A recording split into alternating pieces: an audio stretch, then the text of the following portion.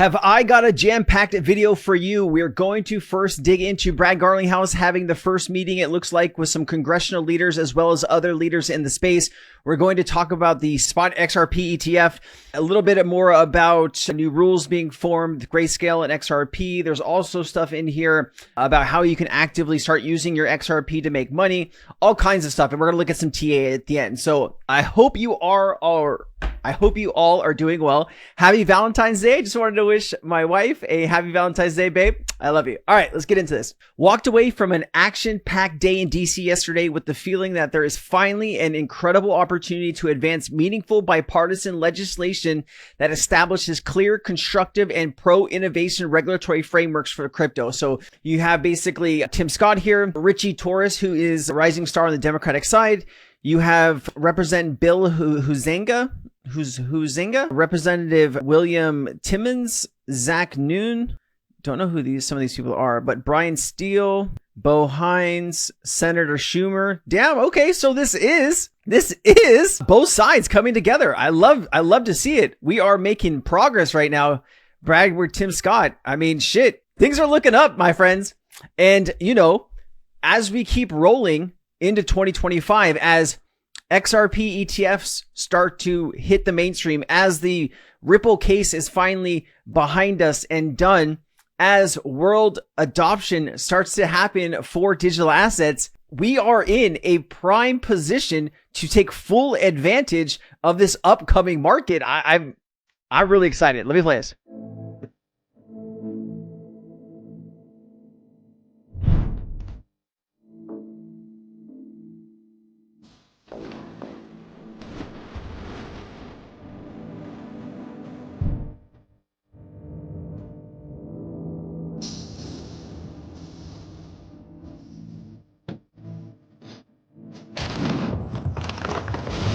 All right, so it begins. There's also this. I thought this was actually really, really good. Let me play this for you. We'll talk about it. So it says, this is what XRP haters get wrong about market cap. This is the thing people don't understand about XRP specifically. And then people will say, well, for XRP to get to $50 or $40, it would have to get to near $2.5 trillion market cap. And then this is where those people make the biggest mistake.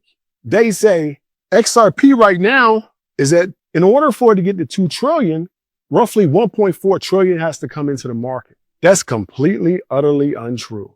Only about 20 or 30 billion would have to come into XRP in a short amount of time to get into that $2.5 trillion market cap. A lot of haters of XRP do not understand how market cap and inflow are completely different. And now Bitcoin is at 2 trillion roughly, and it goes to 4 trillion. 2 trillion don't have to come into the market for that to happen. That's not how it works. Just I give an example. This is how thin liquidity works. Now, crypto is more susceptible to thin liquidity than any other asset in the world. Is that in a mature market, a lot of money has to come into that market to change that price. A lot more money. Now, in an immature market, crypto is only 15 years old compared to the stock market. Something like crypto, right? So a little bit of money comes in, but it changes the market cap significantly. Whoever edited this needs some work, man. What is going on? It keeps jumping around. I'll give you an example. Now, and I'm going to exaggerate here. I know this is not exactly how it works, but this is roughly how it works. Of course, it doesn't work exactly like this, but it does roughly. In this situation, you got a house, you got a neighborhood, 100 houses. Each house is worth roughly 500,000. That gives us a market cap of the entire neighborhood of 50 million. Now, I come into that house and I say, man, I really want one of these houses. Nobody's selling. To one of the houses I like, say, I'll buy your house. And he says, no, I'm not selling. Why give you 600? Not selling. 700, not selling. 800, not selling. Why give you $1 million for this house right now? I'll take it, sells the house, and the transaction goes through. All those houses go up in value, all of them, instantly, because that's how houses work on comps. That's how the market works on comps. The market is the last price the asset sold at multiplied by the supply. That neighborhood is the last price that house sold at multiplied by the last house the last price a similar house sold at multiplied by supply. So now let's just say in exaggerated form that all the houses appear to be worth $1 million. So that entire neighborhood is now worth $100 million. The million didn't flow into the neighborhood. Only 500,000 flew into the neighborhood. That 500,000, which is a thin liquidity example, because that last sell of the house was $1 million. So all the houses that existed before that didn't even get bought or sold have went up in value.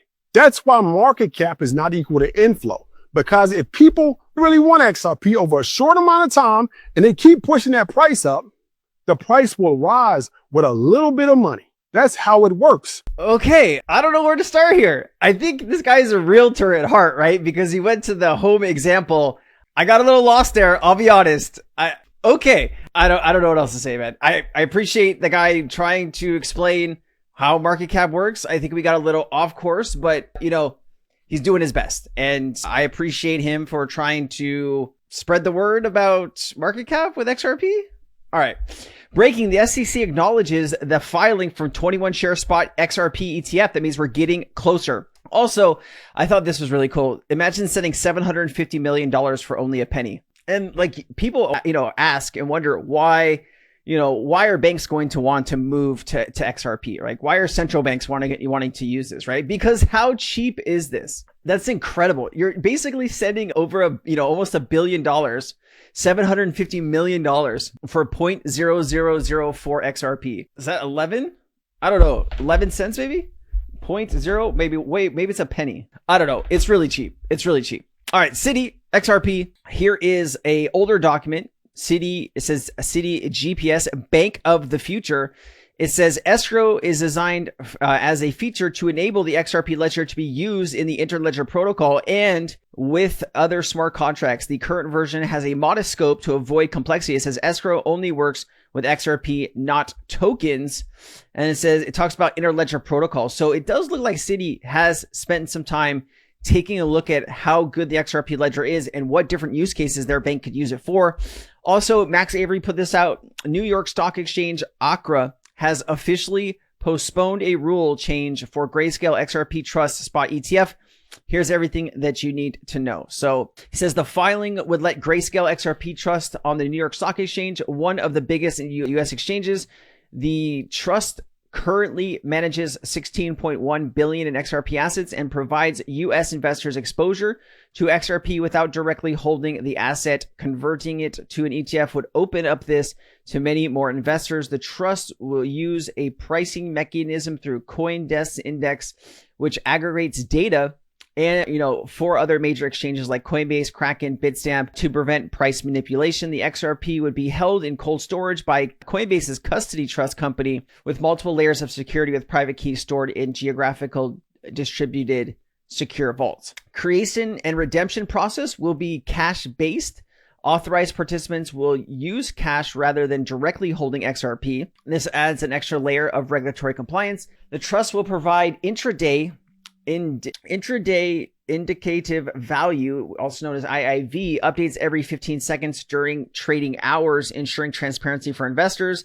New York Stock Exchange, ACRA, will actively monitor trading and can halt it if there is interruptions to the price data or market issues. The SEC has 45 days to make its initial decision, with possible extensions up to 90 days. The clock starts when it hits the Federal Register. All trades will be subject to surveillance by both New York Stock Exchange and FINRA to detect potential market manipulation and other violations. And trading hours will be 4 a.m. to 8 p.m. Eastern Standard Time. The trust will be a Delaware company. A trustee is BNY Mellon and a transfer agent bringing a grade of infrastructure to the XRP ledger investing. Key investor protection. The NAV will be calculated daily and shared with all market participants simultaneously to ensure fair pricing. The minimum basket size of creation redemption will be about 10,000 shares, helping maintain efficient trading markets. As of September 2024, each share represents approximately 19.9659 XRP, making it accessible for retail investors. The trust will actively manage XRP. It's designed to track the price minus the fees and expenses. Grayscale Investments Sponsors LLC will serve as a sponsor with a current rate of 2.5% set to decrease if it converts to an ETF. Market makers will require to establish policies preventing misuse of non-public information about trust. Public comment period will begin once published in the Federal Register. Anyone can submit views to the SEC. This filing follows successful precedent for other spot crypto ETFs, but brings a unique feature specific to the XRP market. And then bottom line, if it's approved, it would make a major milestone for XRP and its holders. I also have Brad Garlinghouse sees XRP part of a new USA banking system in place. Yeah, I'm glad you asked this because I'm always amazed as I travel the world, how there is still confusion out there. And people will say to me, oh, I invested in Ripples. I'm like, no, you probably invested in XRP. So Ripple is in many ways kind of a quintessential Silicon Valley tech company. We raised a seed round of capital way back in 2012, a Series A investment in 2014, and then a Series B in 2016. And we have always, since those early days kind of focused on our customers are going to be enterprises. And we use XRP in part because we own a lot of XRP. XRP is an open source digital asset, not dissimilar to Bitcoin or ETH. It's, on hundreds of exchanges around the world. It uses a different mechanism for validating transactions where instead of proof of work or proof of stake, it uses something called a consensus mechanism, which allows it to be very scalable in terms of speed of transaction, cost of transaction, and just overall scalability. And so we felt like it worked well for the cross-border payments. So there's Ripple, the company, there's XRP, the digital asset, then there's XRP Ledger, XRP. And the reason why we kind of call that out sometimes is Ripple is one important participant in the XRPL ecosystem, developer of XRPL related technologies, but there are obviously a whole bunch of others, as you would expect in an open source community. And we're seeing, other participants do some really interesting stuff that sometimes we're involved in, sometimes we're not involved in. And so it's, I think, important for people to kind of understand the separation and distinction between those.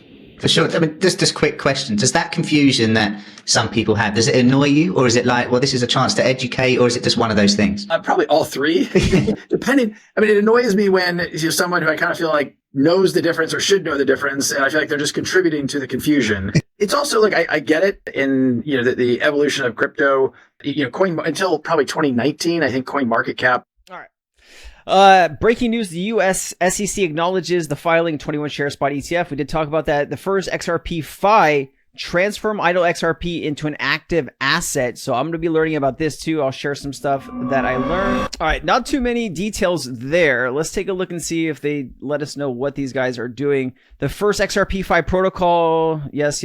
We have received reports of social channels impersonating Doppler Finance. Of course, they're always scammers in the crypto market. Surprisingly, we've reached 200,000 XRP immediately after going live. So people are actively investing into this, putting XRP into this. I would love it if they had some information about like what rates and how long the lockups are. I'll try to find some more information and share it to you in the next video. And then it says the biggest North American exchange will add XRP today, February 14th, leading to billions of daily trading volume. We'll see if that does in fact start to tick up. I did see the price jump, at least 20 cents in the last, 24 hours. I was buying more XRP this week, actually.